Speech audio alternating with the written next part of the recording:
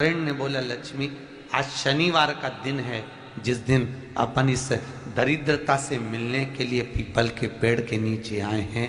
हिंदू धर्म में ये दिन पीपल के वृक्ष के लिए पूजनीय होगा। जो भी शनिवार के दिन पीपल के वृक्ष की पूजन करेगा, दूध चढ़ाएगा या मिष्ठान का भोग लगाएगा, लक्ष्मी और नारायण उसके घर में प्रवेश कर जाएगा। लक्ष्मी और नारायण उसके घर में प्रवेश करेगा। इसलिए नियम बनाया। कौन से दिन का? शनिवार। लक्ष्मी जी बोली, नारायण आपने तो एक दिन का वार लिख दिया। शंकर जी ने 7 वार बनाए हैं, रविवार, सोमवार, मंगल, बुध, गुरु, शुक्र और शनि। ये शिव जी ने बनाया। अब एक दिन आपने अपना बना लिया, बाकी के दिन अगर कोई इस पीपल के वृक्ष के नीचे आएगा और यहां तो दरिद्रता बैठी है तो उसका क्या होगा? भगवान नारायण बोले, सुन दरिद्रता, तेरे से एक विनती है, अगर कोई भी मनुष्य इस पीपल के पेड़ के नीचे अगर 7 दिन में आता है और उसके हाथ में अगर कोई सामग्री होती है तो तू उसके घर में प्रवेश नहीं करेगी। नियम है पीपल के वृक्ष का, या तो पानी का लोटा लेकर जाओ, कुंकू का चोपड़ा लेकर जाओ, शक्कर लेकर जाओ, या पेड़ के नीचे चींटी को डालने के लिए आटा ले जाओ, पर खाली हाथ पीपल के वृक्ष के नीचे कभी मत जाओ, कभी नहीं जाओ। खाली हाथ जाओगे तो दरिद्रता तुम्हारे घर में प्रवेश करेगी। दरिद्रता उठकर खड़ी होकर बोली, नारायण तुमने अपनी मनमानी करी है, एक दिन मुझे भी मेरा चाहिए। भगवान ने कहा, बोल कौन सा दिन चाहिए? दरिद्रता कहती है, रविवार के दिन इस पीपल के वृक्ष के नीचे मैं दिन भर नृत्य करूं, इसमें रहूं, और जो यहां आए रविवार को मैं उसके घर में प्रवेश करूं। भगवान ने कहा, ठीक है दरिद्रता, रविवार का दिन एक ऐसा दिन रहेगा जिस दिन तू इस पीपल के वृक्ष के नीचे नृत्य करेगी और जो आएगा इस पीपल के वृक्ष के नीचे तो उसके साथ प्रवेश करेगी। मैंने तुझे वर दिया। इसलिए हमारे यहाँ केवल पीपल का वृक्ष अगर दीवार में भी लग जाता है ना, किसी की व्यक्ति की दीवार में, किसी के घर की दीवार में पीपल का वृक्ष अगर लग जाता है, पीपल का पौधा लग जाता है, उसको कितना भी तोड़ लो वो वापस लग जाएगा। फिर तोड़ोगे फिर लग जाएगा। अगर पीपल के पौधे को तोड़ना है तो केवल रविवार का दिन एक नींबू, एक मिर्ची और बमूल का कांटा, ये 3 चीजें रखने के बाद में आधे घंटे बाद रविवार के दिन पीपल के पेड़ को उखाड़ कर फेंक दो। दूसरी बार कभी पीपल दीवार में लगता ही नहीं, कभी नहीं लग सकता। केवल एक रविवार का, केवल एक संडे, इतवार का।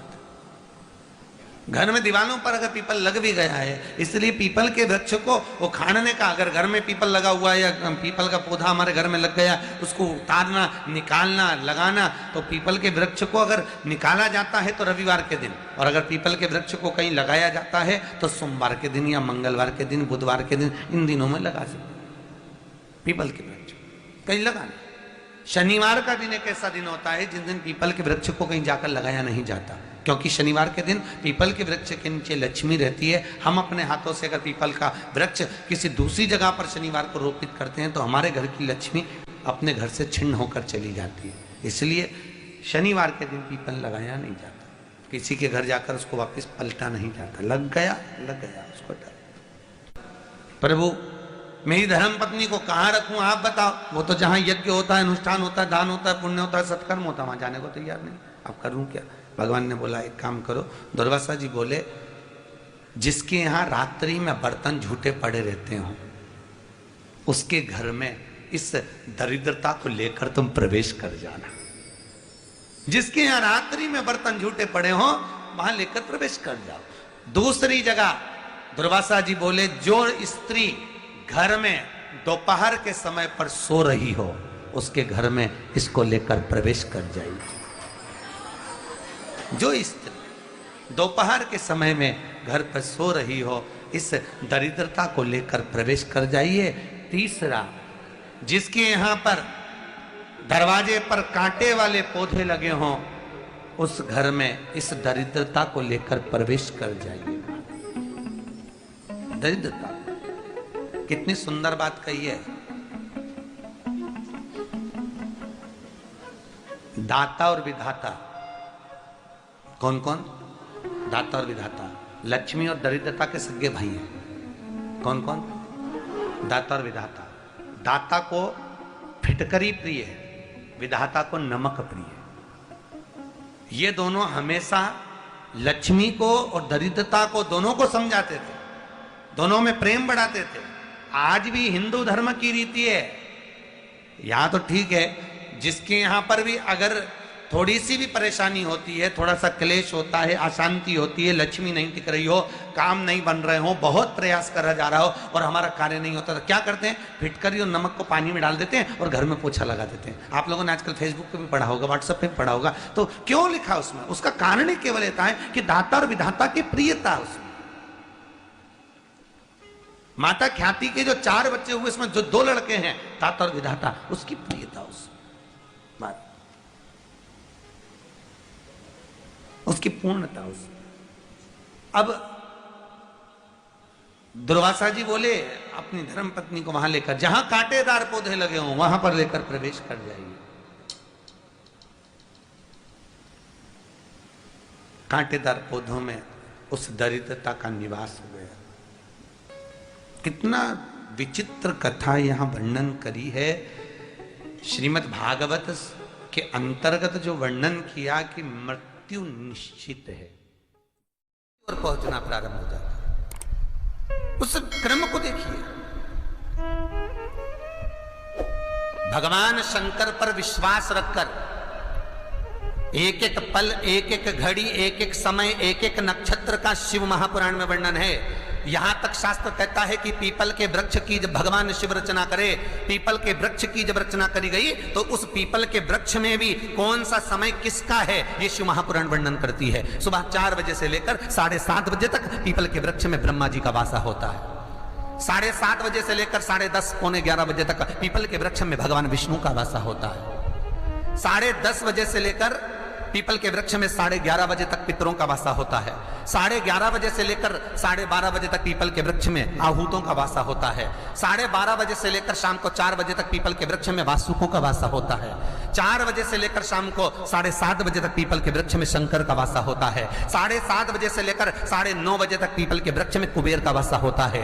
9:30 बजे से लेकर फिर कुबेर के वृक्ष में अन्य देवों का वासा चालू हो जाता है। इसलिए हमारा हिंदू धर्म कहता है, हमारे शास्त्र कहते हैं कि पीपल के वृक्ष को जब पूजा जाता है, पीपल के वृक्ष की जब पूजन करी जाती है, तो सुबह 10:30, 11, ज्यादा से ज्यादा 11:30, ज्यादा से ज्यादा 12, उसके पहले पीपल के वृक्ष की पूजन कर लेना चाहिए। रात को कुबेर का वासा होता है, इसलिए पीपल के वृक्ष में दीपावली के दिन रात्रि को 8:30 बजे से लेकर 9:30 बजे के बीच में जो पीपल के वृक्ष के नीचे घी का दिया लगाता है, उसके घर में कभी संपदा की कमी नहीं आती है, क्योंकि कुबेर स्वयं विराजमान होता है पीपल के वृक्ष के नीचे। क्यों? क्योंकि 11:30 बजे से लेकर 12:30 बजे तक पीपल के वृक्ष में पितरों का वासा रहता है, आहूतों का वासा रहता है, फिर वासुकों का वासा आता है। पितृ किसको कहते हैं? महाराज जो पूरी उम्र लेकर चले गए और उनके भीतर अभिलाषाएं बहुत थी, मैं ये भी करना चाहता हूं, मैं ये भी करना चाहता हूं, वो पितृ हो जाते हैं। आहूत किसको कहते हैं? जिस माता के गर्भ में बच्चा जन्म ले और मर जाए, या 6 महीने का गर्भ धारण करने के बाद अवर्षण हो जाए, जीव पड़ने के बाद 6 महीने के बाद अगर बच्चा गर्भ में भी शांत हो जाता है, कुंवारी अवस्था में शांत हो जाता है, जिसका विवाह नहीं हुआ, ऐसा बच्चा जब शांत हो जाता है, अधोगति में कोई मर जाता है, सुसाइड कर एक्सीडेंट में किसी भी रूप में मर जाता है, तो वो आहूत कहलाता है।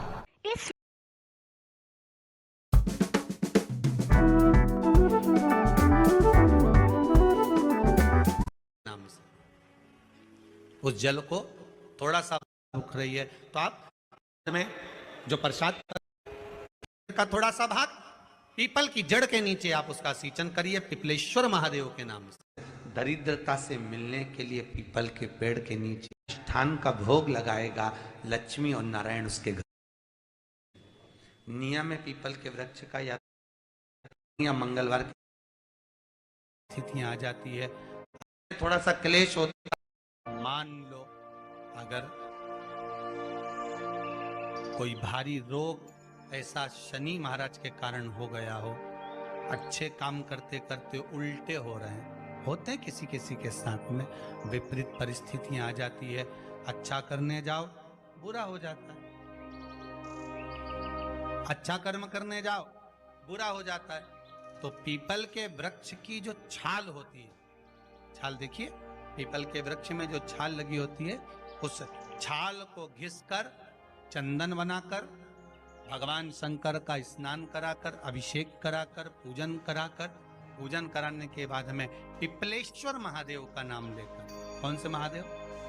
पिपलेश्वर महादेव का नाम लेकर वो जो घिसी हुई छाल होती है, उस छाल का तिलक भगवान शंकर को लगा लो और उसी का थोड़ा सा भाग अपने कंठ पर, मस्तक पर लगाना प्रारंभ कर दो। धीरे धीरे जो विपरीत दशा है वो सुधरना प्रारंभ हो जाती है। पर नाम याद रखना, पिपलेश्वर, जम के बोलिए, पिपलेश्वर महादेव। एक देवता ऐसे हैं जिन्होंने दूसरे का हिस्सा खाने का प्रयास करा था और आज भी उस देवता से दुनिया डरती है। और उन्होंने दूसरे का हिस्सा खाने का प्रयास करा था तो शंकर भगवान ने उसको भी नहीं छोड़ा। कौन से देवता? वो बाल्टी में हर शनिवार को आते हैं आपके यहाँ। कौन से? शनि देव। उनने क्या करा था? भगवान सूर्य नारायण ने अपने सारे पुत्रों को देखा, सारे पुत्रों,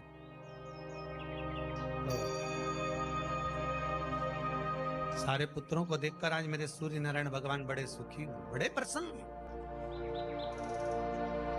मेरा पुत्र शनि भी श्रेष्ठ है, मेरा पुत्र यम भी श्रेष्ठ है, सब ठीक है। आज भगवान सूर्य देवता ने अपने पुत्रों को बुलाकर कहा, आज मेरा मन कर रहा है कि मैं सारे लोगों का राज्य अपने पुत्रों को बांट दूं, सबको अपना अपना हिस्सा दे दूं। शनि महाराज जी को भी हिस्सा दे दिया गया। अब जब शनि महाराज जी को हिस्सा दे दिया तो शनि महाराज जी संतुष्ट नहीं हुए। दुनिया में ऐसे लोग बहुत सारे हैं जो संतुष्ट बहुत कम हो पाते। शनि देव के मन में संतुष्टि नहीं हुई। जब शनि देव के मन में संतुष्टि नहीं हुई तो शनि महाराज उसी समय पर अपने सारे भाइयों का हिस्सा बटोरने लगे, उस पर कब्जा करने लगे। कब्जा करने लगे तो सूर्य देवता की आंख में जल भर गया। कितना तेजवान सूर्य नारायण, कितने तेजवान, कितना तेज भगवान सूर्य के पास में था। पर शनि महाराज को देखकर आज रो रहे हैं। शनि महाराज को, शनि महाराज ने अपने भाइयों के इस हिस्से पर क्या कर लिया। सूर्य नारायण भगवान की आंखों में जल भर गया कि मेरा पुत्र ऐसा कर रहा है। शनि को बुलाया सूर्य नारायण भगवान ने, समझाया और नहीं माना। किसी किसी की नियत होती है कि इसको इतना कैसे दे दिया, अम्मा ने इसको इतना कैसे दे दिया, पिताजी ने इसको इतना कैसे दे दिया, मैं तो कब्जा करूंगा, दुकान नहीं छोड़ू, घर नहीं छोड़ू, ये नहीं छोड़ू, वो नहीं छोड़ू। मत छोड़, एक दिन संसार छोड़कर जाना पड़ेगा। तब कहीं जमीन जायदाद छाती पे बांध के ले जाएगा। नहीं माने तो सूर्य देवता ने अपने गणों को भेज दिया, जाओ जरा शनि महाराज को जरा हटाओ वहां से। शनि महाराज को गुस्सा आया और शनि महाराज ने उन सारे गणों को नष्ट कर दिया। सूर्य नारायण रो रहे हैं। भगवान शंकर की पंचायत में सूर्य देव भी हैं, मतलब शंकर भगवान के मित्रों की गणना में सूर्य आते हैं। भगवान विष्णु, सूर्य नारायण, शंकर भगवान, माँ दुर्गा, गणेश जी, ये पंचायत है ना शंकर की, शिव पंचायत। शिव परिवार में कार्तिकेय, गणेश जी, पार्वती जी, शंकर जी, नंदी, ये शिव परिवार। पंचायत में सूर्य देवता। सूर्य नारायण को रोता हुआ देखकर भगवान शंकर को बड़ा दुख हुआ। शिव जी ने पूछ लिया, क्या बात है, आप रो रहे हो? नारायण क्या हो गया? मेरा बेटा मानने को तैयार नहीं है। आप चिंता मत करो, अभी देखता हूं मैं जाकर। और भगवान शंकर ने जाकर तुरंत सूर्य नारायण भगवान के कहने पर शनि देव को जाकर समझाया। इतने में तो शनि देव आग बबूला हो गए। आग बबूला होकर शनि देव ने कहा, ए शिव, आप मुझे जानते नहीं हो? शंकर भगवान ने कहा क्या जानना है ये बताओ, क्या जानना है ये बताओ। शनिदेव कहते हैं आप मेरी दृष्टि को नहीं जानते। शंकर भगवान ने कहा तू भी नहीं जानता कि तेरी दृष्टि खराब कैसे हुई, तेरी दृष्टि को श्राप किसका लगा है तुझे नहीं मालूम क्या। शंकर भगवान ने जब समझाना चालू करा कि देख शनिदेव, तुम तो कह रहे हो, तुम तो बोल रहे हो कि मेरी दृष्टि नहीं जानते, हम जानते हैं आपकी दृष्टि, मना नहीं है, जाना, पर आप नहीं जानते क्या। शिव जी जानते हैं। शिव जी ने कहा मैं सब जानता हूं। आपका विवाह करा सूर्य देवता ने, आपकी पत्नी घर में आ गई, आप अपनी पत्नी को देखते तक नहीं थे, इसलिए आपकी धर्म पत्नी ने आपको श्राप दिया कि जिस पति ने मुझ पर दृष्टि नहीं डाली, मेरे वो पति की दृष्टि कुदृष्टि हो जाए, जिस पे डालेगा वो बर्बाद हो जाए। शनि महाराज ने कहा आप मेरी पत्नी की याद मत दिलाओ। शंकर भगवान बोले ए शनि, फिर समझा रहा हूं, हिस्सा छोड़ेगा कि नहीं छोड़ेगा। शनि बोले नहीं छोड़ूंगा। शंकर भगवान ने उठाया, पीपल के पेड़ के नीचे ले गए और पीपल के पेड़ के नीचे शनि महाराज को उल्टा लटका दिया। 19 साल तक शनि महाराज को पीपल के पेड़ के नीचे शंकर जी ने लटका के रखा। अब बोल, 19 वर्ष तक शनि महाराज पीपल के वृक्ष में, पीपल की जड़ पर बंधे रहे, बोले ही नहीं, सीधे टंगे रहे। अब दूसरे का हिस्सा खाने वाले को जब शनि महाराज जैसे के लटका दिया भोलानाथ ने, तो तुम कहीं लगो रे लाइन में, मेरा विचार तो करो। 19 वर्ष तक शनि महाराज लटके रहे, तब 19 वर्ष नेत्र बंद कर कर शनि महाराज ने शंकर की आराधना करी कि दुनिया में कोई ऐसा नहीं जो मुझे उल्टा लटका दे, केवल एक यही है जिनने मुझे लटकाया है। तो 19 वर्ष तक तप करा तो शंकर जी प्रसन्न हो गए। धर्मी को हटाकर पार्वती को लाए, साथ में आशीर्वाद दिया, शनि महाराज को खोला, वर मांगो तुम्हें क्या चाहिए, मांगो तुम्हें क्या चाहिए। शनि महाराज ने कहा मांगूंगा कुछ नहीं, आप वर दे दीजिए। शंकर जी ने कहा मैं तुम्हें दंड अधिकारी बनाता हूं कि आप अच्छे और बुरे का दंड दोगे, आप अधिकारी बनकर बैठोगे, मेरा आशीर्वाद तुम्हारे साथ में। दंड अधिकारी भगवान शंकर का एक अवतार है पिपलाद अवतार। पिपलाद अवतार, जब दधीचि ऋषि की अस्थियां चली गई, उनकी धर्मपत्नी सुवाच ने देखा मेरे पति को मार दिया गया, मेरे पति की अस्थियां ले गए राक्षसों का संहार करने के लिए, उनकी अस्थियां लेकर चले गए, मेरा पति चले गया। सुवाच गर्व से थी, मरना चाहती थी, प्राण छोड़ना चाहती। शिव जी ने देखा ये तो अग्नि के ऊपर चढ़कर अपनी देह त्याग रही है। शंकर भगवान ने आकर कहा रुक जा सुवाच, रुको, तुम्हारे गर्भ में बच्चा है, तुम्हारे गर्भ में बच्चा है, वो बच्चा मर जाएगा, अब इस बच्चे को जन्म देकर भी क्या करूं। नहीं पिता, तुम्हारे गर्भ में जो बच्चा है वो महाज्ञानी है, तुमने मुझसे प्रसाद के रूप में मांगा था, कहा था शिव जैसा पुत्र होना चाहिए, तो क्या तुम शंकर को नष्ट कर दोगे। मैं शंकर को जन्म दूंगी। सुवाच ने 2 पत्थर उठाए, अपने गर्भ पर मारना प्रारंभ करा, गर्भ पर मारा, बच्चे ने जन्म लिया। बच्चा 7 महीने का था। उस बच्चे को उठाकर पीपल के कोटर में रख दिया। पीपल की कोटर, एक गिलहरी पीपल के फल को लेकर आती थी, पिपलाद के मुंह में देती थी। शिव का एक, इसलिए शंकर का नाम ही पिपलेश्वर महा। शिव का एक अवतार पिपलाद के रूप में हुआ है। तुम क्यों चिंता करती हो, तुम चिंता मत करो, तुम्हारा पुत्र जन्म दो तुम। और दिया धन सुवाच ने, उसके बाद प्राणों को त्यागा और उस पीपल के कोटर में अगर भरण पोषण करने वाला कोई था तो वह देवाधिदेव महादेव था। फिर निवेदन करेंगे, माता के गर्भ में बच्चा रहता है, उसका भरण पोषण करने वाला मेरा देवाधिदेव महादेव है। अगर जन्म उसने दिया है तो मृत्यु भी वो देगा। अगर तुमको कुछ ज्ञान दिया है तो अच्छी जगह पर भी वही पहुंचाएगा।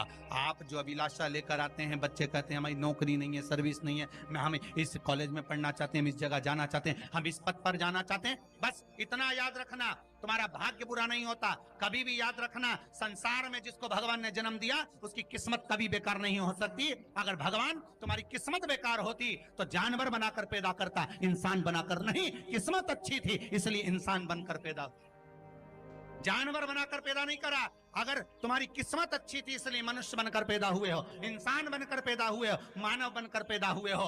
भगवान को दोष मत देना कि भगवान ने किस्मत बेकार दी है। भगवान ने किस्मत अच्छी बनाई है इसलिए तुझे मृत्यु लोक में जन्म दिया। भगवान ने भाग्य अच्छा बनाया इसलिए तुझे शिव महापुराण की कथा सुनने का मौका दिया। नहीं तो भाग्य में नहीं होती तो कहां से मिल जाती। किस्मत अच्छी है तो भगवान नौकरी भी लगाएगा, धंधा भी करवाएगा, सर्विस भी कराएगा, विवाह भी करेगा, शादी भी करेगा, मकान भी बनाएगा, जायदाद भी देगा, संतान भी देगा। उसने दिया है पेट तो भरेगा वही। हम काय को अपने माथे पर ले, मैंने इतनी पढ़ाई कर ली, मैं इंजीनियर हो गया, मैं ये बन गया, मैंने तो ये कर लिया, उसके बाद भी मैं घर में बैठा हूं, मेरा छोरा घर में बैठा, इतना पढ़ने के बाद बैठा। जन्म उसने दिया है, भाग्य उसका है, किस्मत उसकी है, तो कहो उसको कि शंकर का भजन कर, मंथन करे, मक्खन निकलेगा और घी भी जरूर बने। हारना मती, जब तेरे 3.5 करोड़ बन, गिनती मत करना, गिनती वो करेगा। तू तो भज, तू कुबेरेश्वर का स्मरण कर, तू महाकाल का स्मरण कर, तू काशी विश्वनाथ का स्मरण कर, तू महाकाल राजा का स्मरण करके तो देख।